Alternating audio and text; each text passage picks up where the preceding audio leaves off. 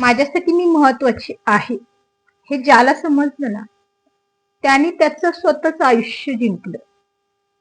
हा मुद्दा खूप महत्वाचा आहे. माझ्यासाठी मी महत्वाची आहे. मला काय आवडतं आणि मला काय करायचंय, मी काय करू इच्छिते, हा मुद्दा ज्याला समजला आणि त्यानुसार ज्याने काम केलं ना, तो जीवनामध्ये स्वतःचे जीवन आनंदीरित्या जगू शकतो. आता माझी गुणवत्ता ही इतरांच्या मतांवरती मी ठरवणार नाही. बऱ्याचदा जीवनामध्ये हाच महत्वाचा मुद्दा असतो, की आपली जी गुणवत्ता आहे, आपल्यामध्ये जे काही गोष्टी चांगल्या वाईट गोष्टी असतात, या गोष्टी ठरवणारी लोक एकतर घरातले असतात किंवा बाहेरचे असतात.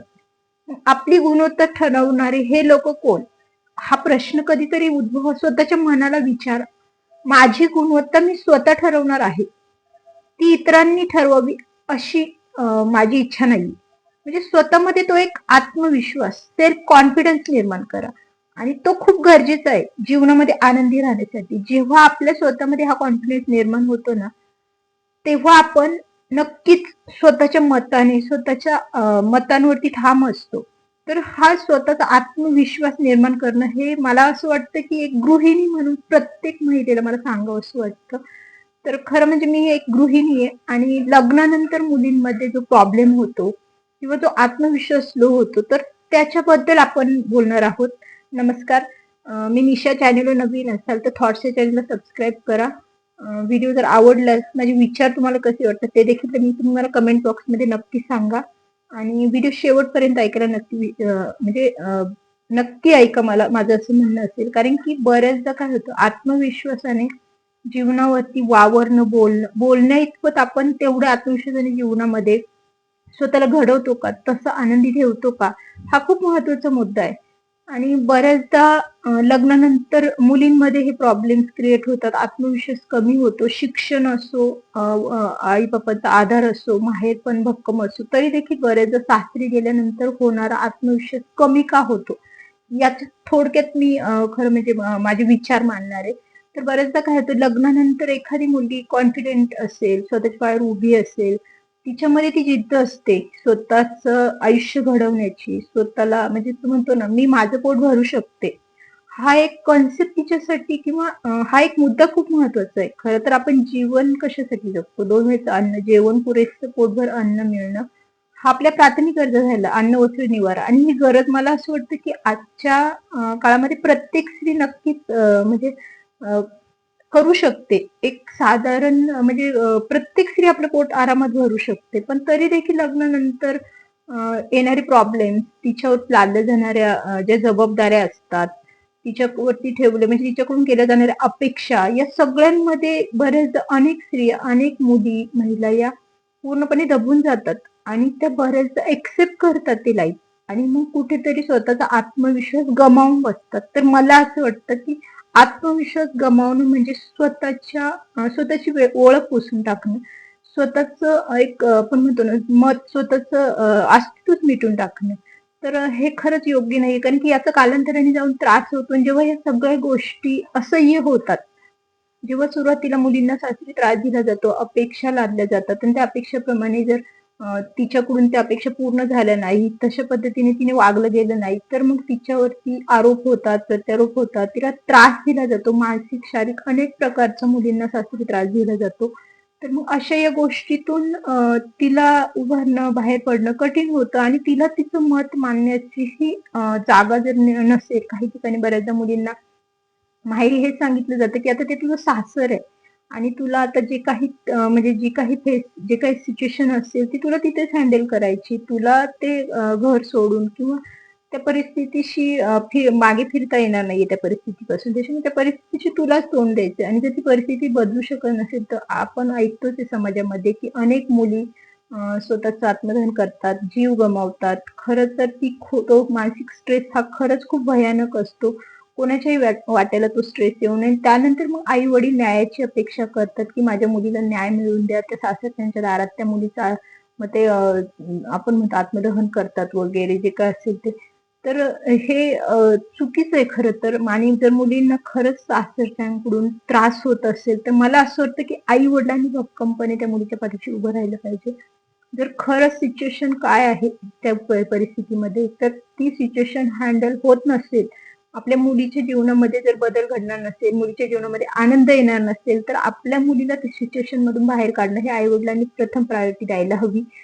समाजाला न जुमानता आपल्या मुलीला सासरी त्रास होतोय किंवा आपली मुलगी सासरी न राहता आपल्याकडे येऊन राहते, माहेरी येऊन राहते, ही कमीपणाची भावना जी आई-वडील मनामध्ये निर्माण करतात ना, तर ती कमीपणाची भावना नसावी. ती एक अभिमानाची भावना असावी, की मी माझ्या मुलीच्या पाठीशी भक्कमपणे स्टँड घेतला. माझी मुलगी जर चुकीच्या ठिकाणी, चुकीच्या लोकांमध्ये जर राहत असेल, तिच्या आत्मविश्वासावरती किंवा तिच्या स्वतःच्या मतांवरती, तिला जर त्रास होत असेल, तिच्या मानसिकतेवर, शारीरिकतेवर जर तिच्या बाधा येत असेल, तर अशा ठिकाणी तिला ठेवण्याऐवजी तिला माझ्या घरी घेऊन येण्यामध्ये मला माझं जास्त अभिमान वाटतो, सार्थ अभिमान वाटतो. असं जर प्रत्येक पालकांनी विचार केला आई-वडिलांनी, तर अर्थात मुलींसाठी तो एक म्हणतो ना आपण एक आत्मविश्वास निर्माण होईल, की आपल्या पाठीशी आपले आई-वडील खंबीरपणे उभे राहतात. त्याच्यामुळे आपल्याला चुकीच्या गोष्टी या सहन करायच्या नाहीयेत. हा एक मेसेज त्या मुलीसाठी भक्कमपणे तिला जातो. पण बऱ्याचदा समाजामध्ये हाच प्रॉब्लेम असतो, की मुलगी माहेरी आली लग्नानंतर, सासरी त्रास होत असेल आणि ती जर माहेरी राहिली, तर मुलीला खरंच खूप वेगळ्या नजरेने पाहिलं जाते तिच्याकडे आणि ती नजर तिला कदाचित सहन होणारी नसते. आई-वडिलांना ते मान्य नसतं. मग तिथेही तिचे कुठेतरी मानसिक खच्चीकरण होतं आणि मग हे सिच्युएशन टाळण्यासाठी बऱ्याचशा मुली ह्या सासरीच ऍडजस्ट करण्याचा प्रयत्न करतात आणि मग ऍडजस्ट करण्याच्या नादात ते स्वतःलाच गमावून बसतात. स्वतःचं अस्तित्व मिटवून टाकतात. जसं सासर त्यांना जशा परिस्थितीमध्ये ठेवेल त्या परिस्थितीमध्ये त्या राहायला लागतात आणि त्यातूनच अशा काही मग असतात ज्या मुली असतात की त्यांना ते मान्यच नसतं. त्यांना ते मान्य करायचं नाहीये, पण त्यांना संसार करायचा आहे. त्यांची चूक नाहीये. त्यांनी एखाद्या मुलाशी लग्न केलंय, तिला सासरी त्रास होतोय, त्या आई-वडिलांपासून तिला त्रास होतोय, तर मग जी घरातली सिच्युएशन आहे ती जर बदलू शकत नसेल, तर ती तिचा स्वतःचा स्वतंत्र संसार उभा करते. अशा मुलींना पण आरोप प्रत्यारोप केले जातात. मग अशा मुलींवर दोष दिले जातात. बऱ्याचदा त्या नवऱ्या मुलाची किंवा मुलगा जो असतो त्याची साथ मिळते ना मिळते, ज्याची साथ मिळते अर्थात मग त्या मुली अर्थात चांगल्या प्रकारे संसार करतात. पण जर एखाद्या मुलाची साथ मिळत नसेल, तर तिथे सुद्धा कठीण होऊन जातं. मग अशा वेळेस मुलींना जगणं खरंच खूप कठीण होतं. तर मग अशा या ज्या मुली बाहेर पडतात, स्वतःच मग संसार हे करतात, स्वतःच्या पायावरती उभ्या राहतात. बऱ्याचदा मग जर खरंच अशा मुलींसाठी एक मला मेसेज द्यायचा आहे, की ज्या मुली बऱ्याचदा पहा आपल्या अनेक मला असं वाटतं, की बरेचशा सासरवास सहन करणाऱ्या ज्या म्हणजे शक्यतो आपण म्हणतो ना, सासरी लग्न झाल्यानंतर मुलींना 80% आजही सासरच्याकडून त्रास दिला जातो. 100% दिला जातो. कारण की कोणीच असं आपण म्हणतो सासर म्हणजे मुलीसाठी माहेर नाही होऊ शकत. कितीही उच्च स्तरावरचं सासर असू द्या. कुठेतरी तिच्या मनामध्ये ती एक माहेर आणि सासर ही भावना जी असते, हा जो भेद असतो ना, तो उद्भवतोच आणि मग अशा मुलींना जेव्हा त्या मुली काही परिस्थिती म्हणतो ना आपण कॉम्प्लिकेट परिस्थिती निर्माण होते. बऱ्याचदा बघा वादविवाद होतात, मग बैठका होतात आणि मग ते मिटवलं जातं. पुन्हा त्या गोष्टी होतात. त्या सिच्युएशनला हँडल करणं मुलींसाठी खूप कठीण होतं आणि बऱ्याचदा आजकाल आपण बघतो, की आता कामानिमित्त मुलं बाहेर असतात. त्यामुळे बऱ्याचदा बाहेर जाणं होतं आणि मग बाहेर जेव्हा संसार मुलींचे वेगळे संसार काढले जातात. अर्थात वेगळा संसार हा एक म्हणजे अभिमानाचीच गोष्ट आहे. आई-वडिलांना त्यात कमीपणाची भावना नसावी. जर मुलगा करता झाला असेल, मुलगा योग्यरित्या कमावतोय, तर अर्थात त्याने त्याचा संसार, त्याची मुलं जोपर्यंत आई-वडिलांना अर्थात मुलांची गरज ज्यावेळेस शक्य आहे, ज्यावेळेस खरंच हवी आहे, त्यावेळेस अर्थात मुलांनी त्यांच्या पाठीशी उभं राहायला हवं. ही भावना ठेवून आई-वडिलांनी तो जर स्वतःच्या पायावर उभा असेल, तर त्याचं कुटुंब तयार करण्यासाठी तर त्याला त्याचा वेळ द्यावा, ती स्वतंत्रता त्याला द्यावी. जेणेकरून त्या सून आणि मुलगा त्यांच्यामधला बॉन्ड जो असतो, तो लाईफटाईम टिकून राहण्यासाठी, तो भक्कम टिकून राहण्यासाठी त्यांना वेळ देणं किंवा एकमेकांसोबत त्यांचं ते स्वतंत्र त्यांना निर्माण करून देणं, हे आई-वडिलांचं काम आहे खरं तर. पण काय होतं लग्नानंतर आपला भारतीय समाज असं असतो ना, की लग्न झालं मग तू बायकोचं ऐकायचं नाही. बायकोचंच ऐकलं तर तू आई-वडिलांचं ऐकत नाही, असं तो शिक्कापट त्याच्यावर पडतो, असा आरोप केला जातो. मग तू वेगळा झाला तर लोक म्हणतील की बायकोसाठी वेगळा झाला, आई-वडिलांना सोडलं. तर असं नसतं. नाती ही कधीच संपत नसतात. की आणि एखाद्या मुलीला जर सासरी खूप त्रास झाला आणि तिला आता त्या नात्यांमध्ये त्या नात्यांकडे पाहायचं पण नाहीये. तिला ती नातीच नकोशी झाली. तिला खूप त्रास झालाय त्या नात्यांचा आणि तिला आता ती नाती नको आहेत, पण ती तिचा संसार तिचा उत्तमरित्या सुरू आहे. त्या आई-वडिलांच्या मुलासोबत तिचे स्वतःची मुलं असतात आणि छानपैकी त्यांचा संसार सुरू असेल, पण ही नाती तुटत नाही. ही नाती आपल्याला लांब असून सुद्धा त्रासच देतात आणि अशा बऱ्याचशा मुली त्यातच अडकून पडतात, की ती लोकं ज्या लोकांपासून, ज्या सासरच्या लोकांपासून त्या मुलीला त्रास झालेला असतो, ती जर मुलगी जर असेल ना, साधारणतः लग्नानंतर मुलीचं वय 20 ते 25च्या आसपास लग्न होतं आणि मग एखादी मुलगी जर खरंच अशी असेल ना, की तिला सासरी त्रास झाला आणि तिने वेगळा संसार केला आणि मग ती त्याच विचारात अडकून राहिली आहे, की मला आता म्हणजे कधीतरी त्यांना जाणीव होईल. आता आपण बाहेर आलोय, आपण छान प्रगती केली. आपलं म्हणजे आपण जी तिथे लाईफ म्हणजे जी परिस्थिती, जे सिच्युएशन सुधारणार होतं, त्यापेक्षा बेटर परिस्थिती आपण बाहेर येऊन सुधारली. पण तरी देखील आई-वडिलांना ते लोकं हे मान्य करत नाही, कारण की त्यांचा अहंकार आडवा येतो. त्याच्यामुळे तुम्ही ह्या भ्रमात जर असाल, की आम्ही काहीतरी खूप मोठं अचीव्ह केलंय, मग त्यांना त्याची जाणीव होईल, त्यांना त्याची चुकीची जाणीव होईल, की आपल्या जवळ अशी ही मुलगा सून असते तर इथे प्रगती करू शकले असते, कुठेतरी आपण चुकलो त्यांना सांभाळून घेण्यात वगैरे, असे विचार ते लोक करतील. ह्या भ्रमात राहून जर तुम्ही तुमचे काही वर्ष वाया घालवत असाल आणि त्या विचारांमध्ये जर अडकून राहिले असाल ना, की लोक बदलतील, तर ती चूक आज सुधारा. हे विचार डिलीट करा. लोक सुधारत नाहीत. अहंकार, नात्यांमधला अहंकार या गोष्टीला कधीच मान्यता देत नाही. त्यामुळे ते कधीच बदलत नाहीत, खरं सांगायचं म्हणजे. आणि ती नाती सुटतही नाही. तोडायची म्हटलं तरी आपण तोडू शकत नाही, कारण की ती निभावीच लागतात. इच्छा असो किंवा नसो, ती निभावीच लागतात. मग मला अशा मुलींना हे सांगायचे, की ज्या मुली जर खरंच घरी प्रॉब्लेम्स झालेत, क्रिएट झालेत लग्नानंतर, पण नवऱ्याचा पाठिंबा मिळालाय, त्याच्या म्हणजे त्याची साथ मिळाली, वेगळा संसार त्यांनी सुरू केलाय, तर अशा मुलींनी ना अजिबात विचार करू नका, की ते काय झालं, कशामुळे झालं, सासरी प्रॉब्लेम काय झाले, मी कुठे कमी पडले किंवा मला समजून घेण्यात ते कमी पडलेत. आणि आपण बऱ्याचदा ह्या मुलींचा प्रॉब्लेम काय होतो, आपण मग त्या नातेवाईकांना असतात ना, ते जे नातेवाईक असतात सासरची, बऱ्याचदा आपण नवीन असतो, मग आपल्याला सगळीकडे आपल्याला असं वाटतं, की बाबा माझी चूक नाहीये, मला ते सगळ्यांना सांगायचंय. ही जी उत्सुकता असते ना, ती नका निर्माण करू. काहीच गरज नसते आणि त्याचा काही उपयोग होत नसतो. हे नातेवाईक काय करतात, दोन्ही बाजूनी पिना लावायचे काम करतात. दोन्ही बाजूनी मानसिकतेचं खच्चीकरण करतात. नात्यांमध्ये मतभेद निर्माण करतात. तर मग मी ही तीच चूक केली म्हणून आज मला ती तुमच्यासोबत शेअर करायची, की तुम्ही असं काही करू नका. आपण स्वतःला सिद्ध करत राहतो, ते त्यांना सिद्ध करत राहतात. मग हे ते नातेवाईकांना स्वतःला चांगलं दाखवण्याचा प्रयत्न करतात. आपणही आपल्याला आपण कसे चांगले होतो, मी कशामुळे काय झालं, कसं झालं, काय झालं, हे बारीक सारीक गोष्टी आपण सांगत बसतो. काहीच गरज नसते, कारण की ती परिस्थिती घडून गेलेली असते. त्या परिस्थितीत फक्त त्या व्यक्तीने आपण असतो. खरी सिच्युएशन जी घडून गेलेली असते त्या दोघांना माहित असते. जगाला सांगून काही उपयोग नसतो. हे लोक आहेत ना, फक्त ऐकतात आणि गावभर त्याचा बोबाटा करतात. त्याच्या पलीकडे ते काही नाही करत आणि त्याचा मानसिक त्रास पुन्हा आपल्यालाच होतो, खरं तर सांगायचं तर. त्याच्यामुळे नकाच करू. अशा जर मुली खरंच त्या सिच्युएशन मध्ये असेल ना, तर मी म्हणेन झाल्यात वेगळ्या राहा, स्वतःवर काम करायला सुरुवात करा. मी चूक केली, माझा खूप वेळ गेला, मी जवळ तुम्हाला सांगते 10 वर्ष त्याच्यामध्ये वेस्ट केले. आणि मग अशा मुली 20-25 वर्ष जर लग्न करणारे असतील, झालं असेल, एखादं मूलबाळ असेल, तर त्यांनी पुन्हा जर त्या घरी असतील आणि स्वतःच्या पाया उभे नसतील, तर शिक्षण सुरू करा. शिक्षण हा कोणत्याही वयात आपण घेऊ शकतो. आणि जेव्हा आपला स्वाभिमान दुखावला जातो ना, त्या सिच्युएशन मध्ये आपण उत्तमरित्या शिक्षण घेऊ शकतो, कारण की आपल्याला स्वतःला प्रूव्ह करायचं असतं, की मी योग्य आहे म्हणून. आणि त्या योग्यतेच्या दिशेने जाण्यासाठी पुन्हा शिक्षण सुरू करा, स्वतःच्या पायावर उभे राहा. हा सिच्युएशन खूप बदलेल. ती सिच्युएशन, त्यांची मतं बदलतील की नाही माहित नाही, पण तुमचं लाईफ हे खरंच नक्की बदलून जाईल, असं मला वाटतं, की हे खूप गरजेचं आहे. मी पण त्याच विचारामध्ये, ती परिस्थिती म्हणजे ते लोक बदलतील, ते लोक समजून घेतील, त्यांना त्यांच्या चुकीची जाणीव होईल आणि पुन्हा मग आम्ही ती परिस्थिती बदलू, तिकडे जाऊन काही गोष्टींमध्ये बदल करू, चांगल्या गोष्टी जीवनामध्ये करायच्या आहेत, हे विचारातच अडकून पडलं.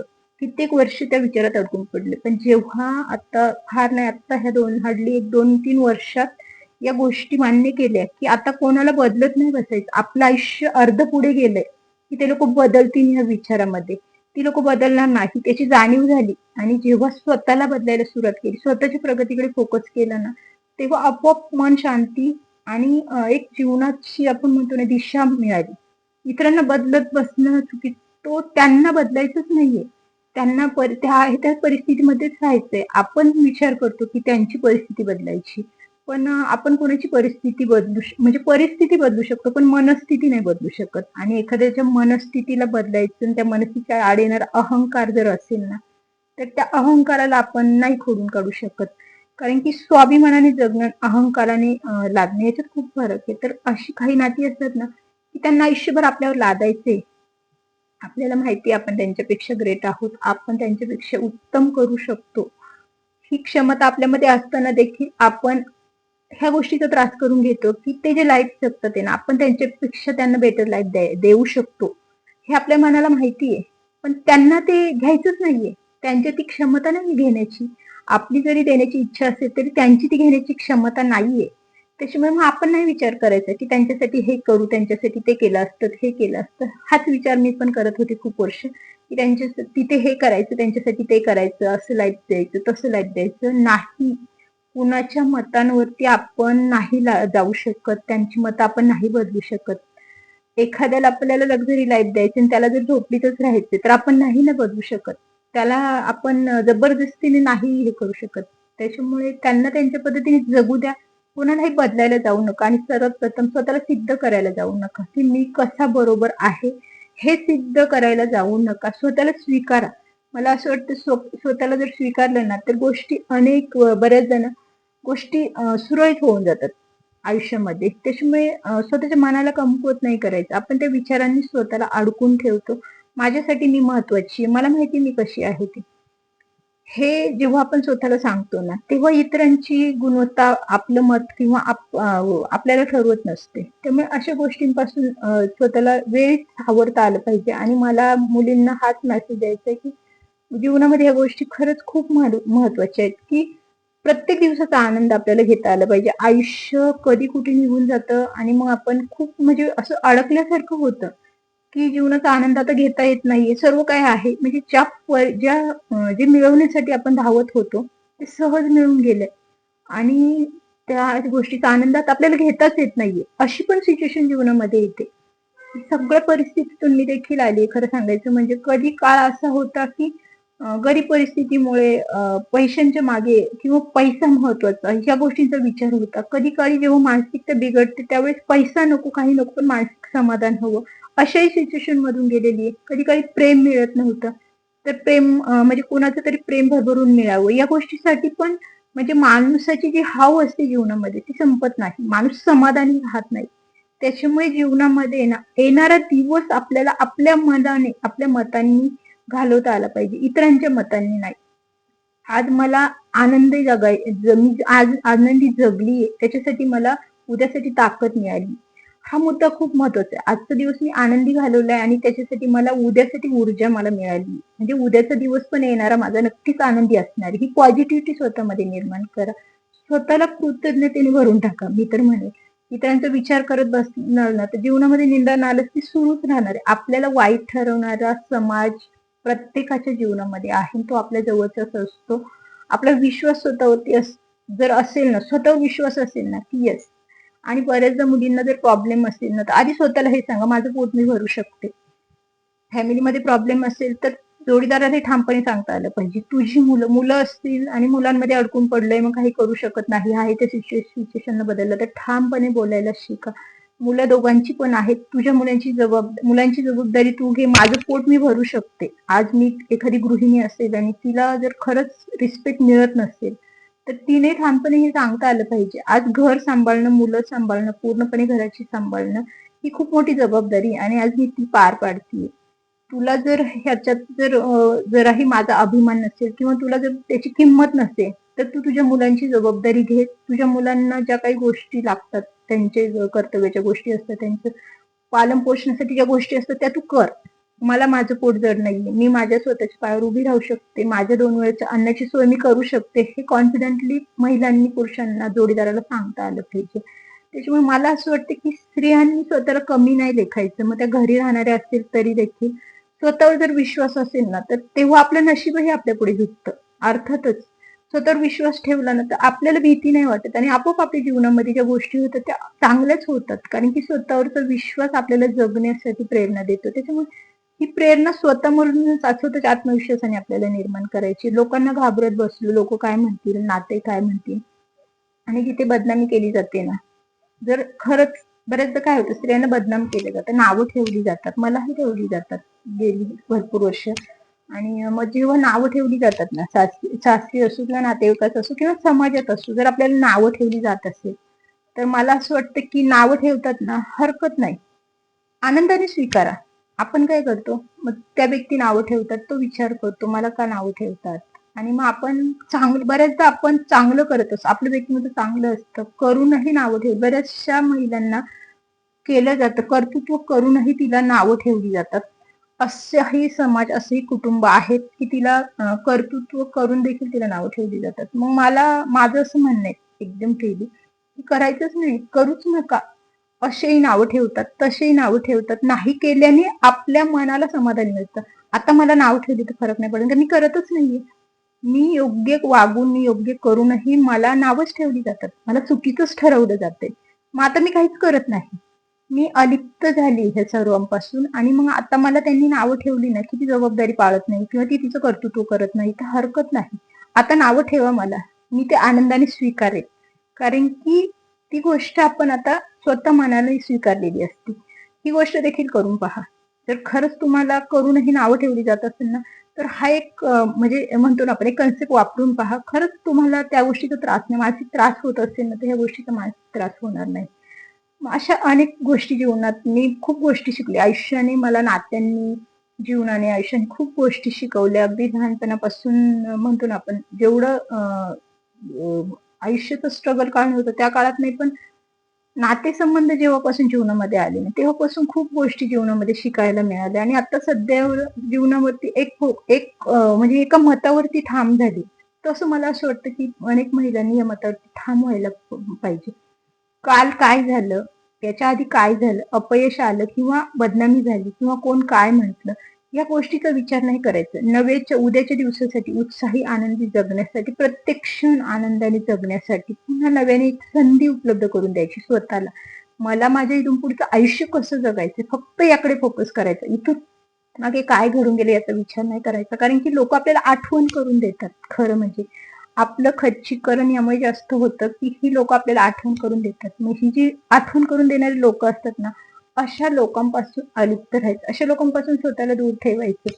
मग ह्या लोकांपासून स्वतःला दूर ठेवलं ना, की मग आपल्याला त्या गोष्टी आठवून देणारेही नसतात. आपण तर स्वतःला आठवायच्या नाहीच आहेत, पण ह्या लोकांनाही अशा आपल्यापासून दूर ठेवण्याचं काम करायचं. मग भले अशा ठिकाणी एकटेपणा आला तरी चालेल. एकटेपणा आपला स्वाभिमान जास्त भक्कम करतो बऱ्याचदा. आणि आपल्यामध्ये म्हणतो ना आपण, एक लढण्याची ऊर्जा निर्माण होते. एकटेपणा हा वाईट नसतो. बऱ्याचदा म्हणतात ती एकटीच असते, ती एकटी पडलीये किंवा तिच्याकडे कोणी येत जात नाही किंवा तिला फारसं समाजामध्ये जाणं मान्य नसतं, तिला लोक नको असतात, असे आरोप अनेक महिलांवर केले जातात. पण हा एकटेपणा तिने तिच्या हक्कासाठी, तिच्या स्वाभिमानासाठी निवडलेला असतो, हे त्यांना कोण सांगणार ना. ती तिच्या एकटेपणात आनंदी आहे हे त्यांना कोण सांगणार. आणि ते सांगायला मला जायचं नाही. तुम्हालाही असंच जगायचंय स्वतःच्या आत्मविश्वासासाठी. त्याच्यामुळे शिक्षण काही करत नसेल तर करण्याचा प्रयत्न करा, ज्यात आनंद आहे ते करा. मी म्हणणार नाही हेच करा तेच करा. मागच्या व्हिडिओमध्ये मी एक टाकलं होतं, मला एक नातेवाईक म्हटले सुई दोरा घे आणि आरी वर्क कर, विणकाम कर, शिवणकाम कर. तर मला त्यात आनंद आहे, मी ते करणार नाही. अर्थात सल्ले देणारे खूप भेटतात, त्याच्यामुळे सल्ल्यांच्या आहारी पण जाऊ नका. ज्या आपल्या मनाला आनंद देतात गोष्टी, त्या गोष्टी करा. वाचन करा, लिखाण करा. शिक्षणाचं वय असेल तर पुढे शिक्षण सुरू करा. शिक्षण कधीही वाया जात नाही आणि त्यातून स्वतःच्या पायावर उभं राहण्याची एक म्हणतो ना ताकद निर्माण होते. जर जी स्त्री स्वतःच्या पायावर उभी राहते ना, तिला तर जीवनात कोणीच हारू शकत नाही. मग जेव्हा तिचा स्वाभिमानावरती जर ठेच पोहोचत असेल तर ती तिचं स्वतःचा डिसिजन घेण्यासाठी मोकळी असते, कारण की ती तिच्या स्वतःच्या पायावर उभी असते. अनेक आज मी बघते ना, गृहिणी म्हणतो आपण, ज्या महिला घरी असतात, ज्या स्वतःच्या पायावर उभ्या राहिली नाहीये, शिक्षण कमी आहे, पदरात मुलं आहेत, मग बऱ्याचदा होणारा त्रास, सासरचा त्रास, सासरच्या लोकांचा त्रास, मानसिक त्रास, घरातला शारीरिक त्रास, घरातली कामं, परत पतीची नवऱ्याची साथ नसते बऱ्याच महिलांना, तिला व्हॅल्यूच नसते, अशी पुरेशी व्हॅल्यू नसते. अशा अनेक महिला आजही आपल्या समाजात आहेत, ज्या स्वतःचं दुःख दाखवत नसल्यानं. कारण की आजकाल कसं झाले ना, की पूर्वी कसं व्हायचं, शारीरिक मानसिक छळ हा सासुरवास हा जगासमोर प्रेझेंट व्हायचा. पण आता सायलेंट ट्रीटमेंट दिली जाते. खूप म्हणजे ना पूर्वी हाणलं मारलं जायचं सुनांना, बायकांना पुरुषांकडून, नवऱ्यांकडून वगैरे. आता फारसा तो प्रकार नाही होत बघा. कारण की आता काय झालं, फ्लॅट सिस्टीम झाले, कुटुंब, घर, समाज एकत्र झालाय आणि सोशल मीडिया ह्याच्यामुळे गोष्टी व्हायरल होण्याचे चान्स आजकाल याच्या व्हायरल होण्याचे चान्सेस वाढले. म्हणजे आपली बदनामी समाजामध्ये होऊ नये यासाठी मग काय केलं जातं, मारहाण नाही तर सायलेंट ट्रीटमेंट केली. सायलेंट ट्रीटमेंट म्हणतो आपण त्याला. शांततेत वार केले जातात, मानसिकतेचं खच्चीकरण केलं जातं अनेक महिलांचं. आणि मग अशा या बिचाऱ्या महिला आपलं जे मानसिक खच्चीकरण होतं ते कोणाला सांगूही शकत नाही. बाहेरच्या जगामध्ये अगदी उत्तमरित्या संसार थाटला जातो असं दाखवलं जातं, पण खरं तर घरामध्ये अनेक महिला आजही खूप मानसिकतेचं खच्चीकरण झालेले असतात. अगदी म्हणतात मानसिक परिस्थितीमध्ये अडकलेले असतात आणि त्यातून बाहेर पडणं खूप गरजेचं असतं. अनेक महिलांना ते पॉसिबल नसतं, कारण की त्यांच्या पाठीशी तसा भक्कम आधार नसतो. बऱ्याचशा महिलांना माहेरी आधार नसतो आणि ही सिच्युएशन अनेक महिलांच्या बाबतीत आजही आहे. खरं तर सिच्युएशनला ऍडजस्ट करणं हा एक आपण म्हणतो ना कमतरतेचा भाग आहे, मला असं वाटतं. तर महिलांनी स्वतःसाठी स्टँड घेणं गरजेचं आहे. कारण की कमजोर होऊन राहणं, आहे त्या सिच्युएशनला स्वीकारणं आणि स्वतःचं मानसिक खच्चीकरण घेणं हा त्याच्यावरचा पर्याय नाही. तर आयुष्य हे आपल्याला जगण्याचा पूर्ण अधिकार आहे आणि तो आपल्याला अर्थातच आनंदाने जगता आला पाहिजे, इतरांच्या मताने नाही. त्यामुळे इतरांच्या मताने, नवऱ्याच्या मताने, सासरच्यांच्या मताने, सासू-सासरे, घरचे नातेसंबंध, नातेवाईक या सगळ्या गोष्टी टिकून ठेवण्यासाठी, त्या गोष्टी जपण्यासाठी कुठेतरी आपला स्वाभिमान, आपलं मानसिक खच्चीकरण, आपला आत्मविश्वास या सगळ्यांवरला कुठेतरी एक पाबंदी निर्माण होते असं ज्या महिलांना वाटतं, किंवा अशा सिच्युएशन मध्ये ज्या महिला अडकल्या, तर त्या महिलांनी अर्थात स्वतःवरती काम करायला सुरुवात केली पाहिजे. स्वतःच्या स्वाभिमानासोबत जगायला सुरुवात केली पाहिजे. स्वतःच्या आनंदासाठी जगता आलं पाहिजे. तर असं आजच्या व्हिडिओमध्ये मला एवढंच मेसेज द्यायचं की ज्या मुली, ज्या महिला त्याच सिच्युएशन मध्ये अडकून पडल्या असतील, किंवा त्यांचं जे मत आहे किंवा त्यांचं जे व्यक्तिमत्व आहे, ते व्यक्तिमत्व इतरत्र लोक जर ठरवत असतील, समाज म्हणा, नातेवाईक, नवरा किंवा कुटुंब, सासरे, सासरे जे काही असेल, तर इतरांना तुमचं स्वतःचं व्यक्तिमत्व ठरवू देऊ नका. तुमचं व्यक्तिमत्व हे तुम्ही स्वतः आहात. तुम्ही स्वतःला स्वीकारा, आहेत तसे स्वीकारा. आपलं प्रत्येकाला व्यक्तिमत्व हे देवाने दिलंय. आपण देवाला मानतो, प्रत्येक जण मानतो. मग मला सांगा, तो घडवणारा जो आहे तो त्याने प्रत्येकाचं व्यक्तिमत्व हे घडवलंय आणि मग ते व्यक्तिमत्व ज्याच्या त्याच्या पद्धतीने ज्याला त्याला स्वीकारता आलं पाहिजे. आपल्यामध्ये काहीतरी कमी आहे, आपल्याला काहीतरी कमी समजून कुठेतरी इतरांमध्ये म्हणजे आपण म्हणतो ना, इतरांची तुलना करत राहू याची काहीच गरज नाही. आपण जे आहोत, जसे आहोत तसं स्वतःला स्वीकारायचं आणि आपल्या व्यक्तिमत्वाचं जे काय आहे ना, आपलं व्यक्तिमत्व जे आहे ते आपल्या मतांनी घडवायचं, इतरांच्या मताने नाही. आजच्या व्हिडिओमध्ये एवढाच मेसेज मला द्यावासा वाटतो. व्हिडिओ जर आवडला असेल तर व्हिडिओला एक लाईक करा. चॅनलवर नवीन असाल तर थॉट्स चॅनलला सबस्क्राईब करा. व्हिडिओ पुन्हाच एखाद्या नवीन विषयाला घेऊन, नातेसंबंध असो, सामाजिक असो, इतरत्र जाऊन चर्चा करण्यापेक्षा आपलं मत, संवाद कुठेतरी व्यक्त करणं हा एक छोटासा माझा प्रयत्न जो मी या चॅनल मार्फत पूर्ण करते. भेटूया पुन्हा तशा नवीन एखाद्या व्हिडिओला घेऊन. तोपर्यंत धन्यवाद.